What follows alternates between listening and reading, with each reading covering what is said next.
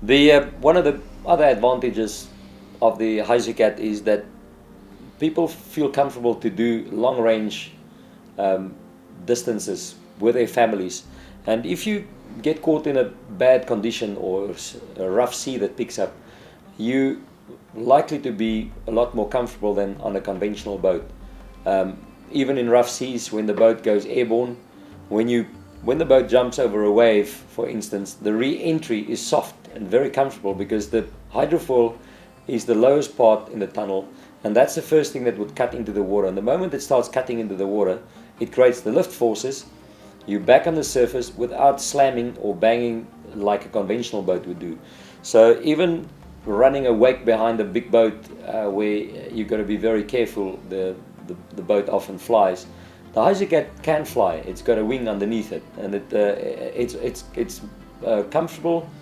The danger of getting the bow to stick into the water or stuff in the water like you have with monohulls, there's no chance that you can get the boat stuffed in even in big sea conditions.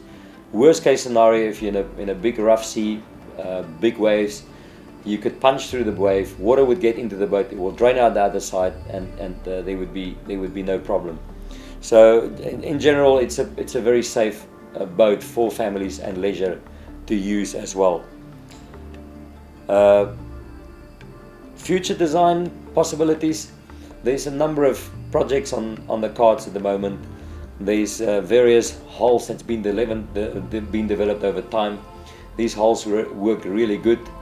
What we're looking at is developing some of these boats into more workboat concepts, enclosed water taxis and ferries for certain markets where you can have air conditioning and luxury seats, very economical, running on a hydrofoil.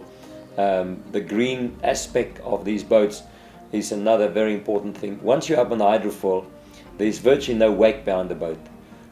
It's got a very, very flat wake, so for areas where it's sensitive to waves eating into the sides of the river banks or lakes, the Hysucat doesn't have a wake, very small wake behind it.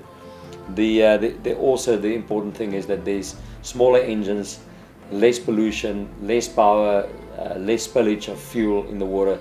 So all in all, the green aspect is one of the big advantages.